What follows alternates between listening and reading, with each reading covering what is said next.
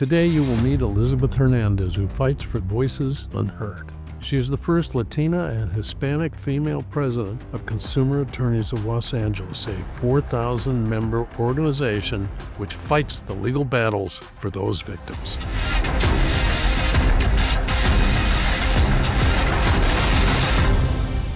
Hello, everybody. I'm Neville Johnson. Welcome to This Week in Law, where justice meets real people. Today, we're honored to have with us bar leader extraordinaire, Elizabeth Hernandez. Where did you grow up and come from? Where I grew up, shortly after I was born, my parents, who lived in Wilmington, which is near Carson in Southern California, near Orange County, that's Long Beach. They lived in Long Beach and Wilmington in LA County, and then shortly after I was born, they took a risk and moved to Orange County and followed one of my aunts. My dad is one of 12. So we grew up in Huntington Beach. And your growing up, did that contribute to your wanting to become a lawyer? It did. Unfortunately, there was an ugly experience that I encountered as a child when I was 8 years old. Usually the kids in the neighborhood, we all played together, everyone got along, but unfortunately there was a family that moved into our neighborhood. I went to go and try and join all the other kids, and I was told that I wasn't allowed to be there because I looked different and my skin color was different. Specifically, they said that to me, and they wouldn't allow me to go into their home or into their backyard. So that experience was pretty ugly, that it made me feel that, being excluded does not feel good at all. And I wanted to do something to help people, but I didn't know what that would be. And how did you get into being a lawyer? Well, it was difficult because I had no experience with the law. I didn't know any attorneys. There were no attorneys in my family. I didn't think it was something that I would be able to do just because it's not something I was exposed to. So when I was in college, it took me until I was a junior at UCLA that I wanted to explore that as a possible option, even though I thought it was a long shot. I didn't know. And after not having the best experience with a quote unquote mentor who they paired me with, who was an attorney and he hated being a lawyer. But I refused to let that be my only experience or exposure. So I applied for an internship with the Mexican American Legal Defense and Educational Fund, known as MALDEF. And at that time, it was a summer internship. So during the summers, I had to move back to my parents' home to save money. And then I also had to work. The internship was free. I wasn't getting paid as part of the internship. So I would drive up there to downtown LA, do my internship. And then later in the afternoons and evenings, then I would work at a Hickory Farms at our local mall in Orange County. So being at MALDEF exposed me to a whole world that I didn't even know existed. And what I loved about it is there were attorneys who looked like me with similar backgrounds that I could relate to, and they were fighting injustice. And I realized that this is something I can do. But what really convinced me is the head of MALDEF at the time, who was a longtime leader, Antonia Hernandez, exceptional woman.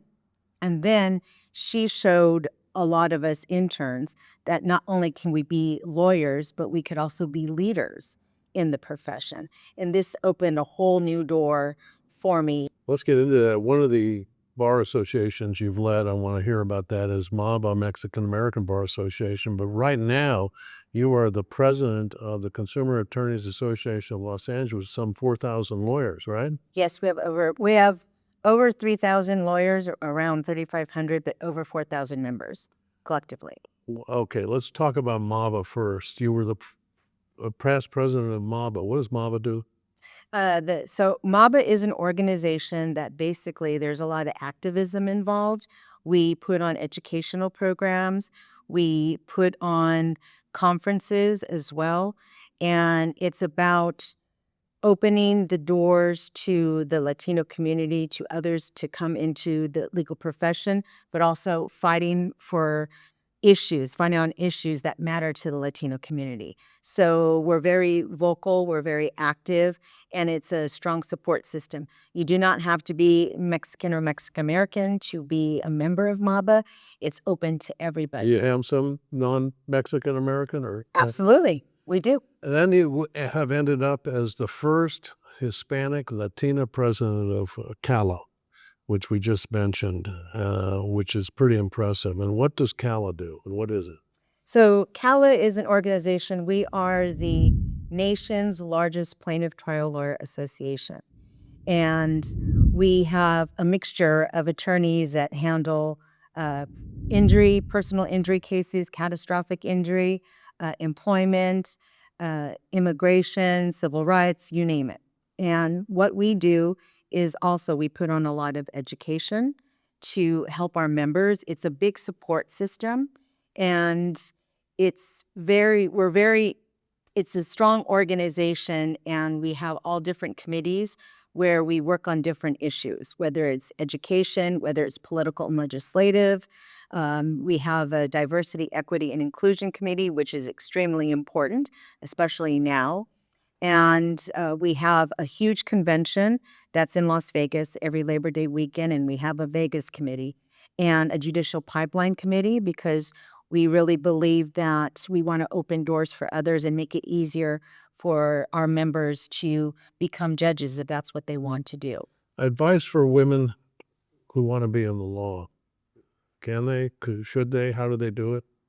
Absolutely. We need more women in the law. We have more women now going to law school and in the legal profession, but our voices are very important, and having a seat at the table is extremely important. And so, yes, women can definitely do it. There's a way to do it, and having a support system is really important. So organizations like CAALA or MABA or other organizations, they do have women in law committees. I highly recommend joining. But in terms, there's mentorship programs. Getting a mentor.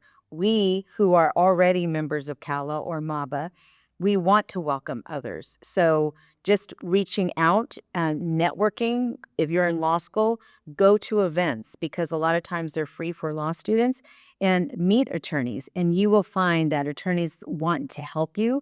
You can call, email, whatever you need, but that's very important. In law school today, there's more women than men. Yes. And probably about an equal amount being appointed to the judiciary.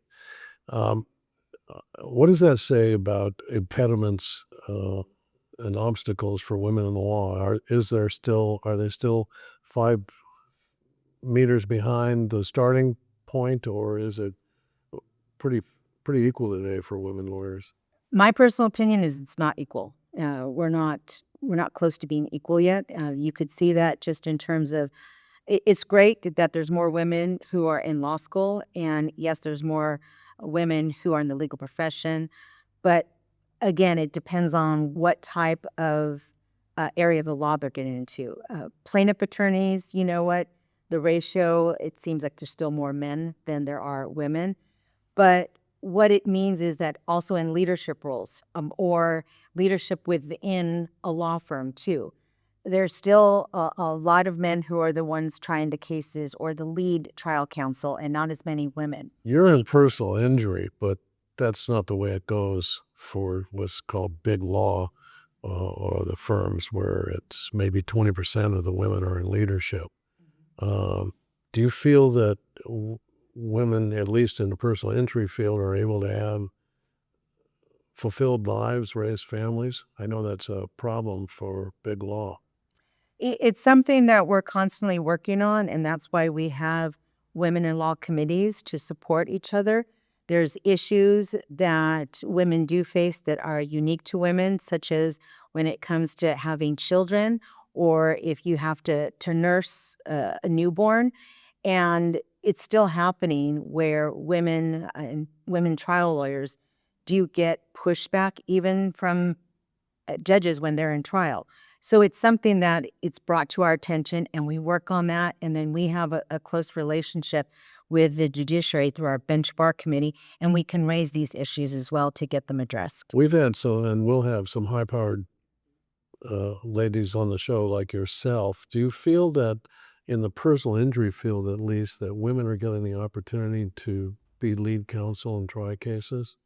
There are some women who are getting the opportunity, but part of the opportunity is because a lot of, I won't just say women, there's a lot of attorneys, even law students just graduating, passing the bar, who open up their own practices. They're getting those opportunities because they're creating them that way.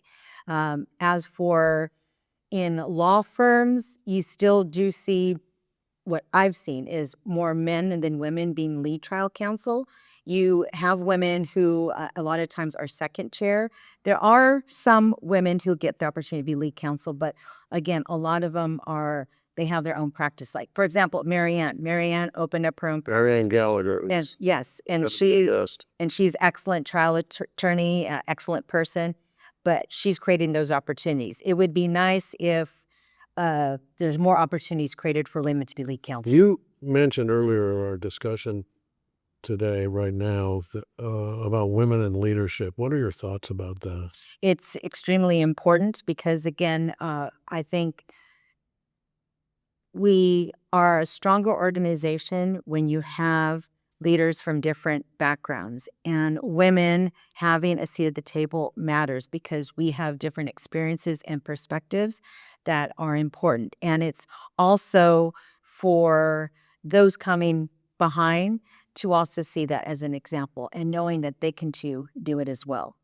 Well, one of the things I think you'll agree with is the importance of joining bar associations. I mean, I'm a proponent of the fact that you have to do so. That's how you network, find out other lawyers that you can refer cases or who will refer cases to you. You can learn. It's inspiring. Uh, so agree.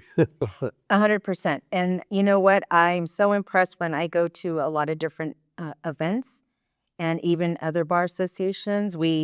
The leaders, we support each other. A lot of us do, which is great. But what impressed me a great deal is I see a lot of law students who will come, and even if they're in the middle of studying for finals, they take the time to come just for a little bit, and they will want to meet attorneys. Networking that young is key. And I was fortunate to be given the opportunity when I had a clerkship. I worked as a law clerk for a plaintiff trial firm that I didn't know anything about when I first started working for them my first summer after my first year of law school. Back then, they were known as Green Boylett, Taylor, and Wheeler, and an excellent firm. And given that opportunity, it opened up my eyes to the practice of law that I'm doing now, catastrophic injury cases. Going into law school, I just knew about what I would see on TV programs like LA Law, for example, and being a prosecutor. I wanted to do trials, so that's the path I thought I was going to take. But my experience with the Green Boylett law firm and opening my eyes to the plaintiff practice, and especially to CAALA, changed things for me. What do you like about being a lawyer? What are the joys? The joys are you're helping people who, when I share, I look at family and friends as potential jurors. So I'll run certain ideas I have about cases by them, but sometimes they'll respond, "What you do is so sad. It's hard because the clients you represent have horrific injuries. They come to me or our firm because something horrible happened to them." So to them, when they first glance, they're thinking, this is really depressing. To me, we get the opportunity to help people to get justice for them, that not everyone has a great deal of money, like a Steven Spielberg, who can help take care of medical expenses for the rest of someone's life. That's why we have clients who come to us because they need that help. So it's giving them the opportunity to continue on with their life and get the medical care and the treatment and the support that they need. What are the drawbacks, disadvantages, hardships of doing what you do? Well, I think if anyone this is in terms of litigation, which is what I do. If anyone wants to get into this profession and especially do litigation, there are so many deadlines. It's very stressful, high pressure. It is not a 9 to 5 job, so you should never look at it as a 9 to 5 job. So what does that mean? It means that, yes, you do have to work a lot. You have to work on weekends, on holidays at times. It interferes with your family life, with personal life, but it's a balance and you can make it work. But you have to be passionate about what you do because it's something that you spend a lot of time day in, day out doing. So being passionate is key. And then everything works itself out where you can prioritize that. You do need a break to spend time with loved ones or whatever hobbies you have. But you also have to realize that you're fighting for somebody and they're depending on you. And so you want to really make sure you do a great Well, I job. know you're an athlete. You're still doing running and I exercising. Yes, I'm come from a big sports oriented family. Even my mom knows all about sports. So yes, I enjoy running. I like doing marathons, half marathons, and actually I have in mind, not this year while I'm CAALA president, but I would like to do another Ironman triathlon, and this time uh, outside of the country. I have done 2 in the United States, but I'd like to do one outside of the country. What are your initiatives, or what are you going to be working on in the coming year as CAALA president? In terms of, well, we have political and legislative battles that we're dealing with. So it's important for CAALA to have a lead role along with partnering with Consumer Attorneys of California. That's on the Uber backed ballot measure. There's also with public entities. Those are battles. So that's one key goal. Another goal of mine as president is I believe it's important for CAALA to have its own scholarships. And so establishing a scholarship program this year, we have a committee that's working on it, but that's very important as well. Those are 2 of the main goals. Do you care to comment at all on this lawyer advertising we're seeing everywhere? Well, that would lead to a whole other discussion, I think, because that takes more time to really address it. Do you feel that justice is being served, generally speaking? Is our system working? You know, our system it's not perfect, and it depends on the type of case we're looking at. For the type of cases I'm working, I believe justice is being served. Can we do more? Yes, we can. In terms of other areas of the law, is justice being served? And again, this would probably lead to a whole other discussion, but in terms of immigration or civil rights, I think there are definite issues going on. Oh, I would say so about immigration. All right, Yes. everybody. What a great interview. So happy to have Elizabeth Hernandez here. I would ask you all to please watch this edition and more coming up. Like us if you see us, and stay tuned for the next one. Thank you for having me.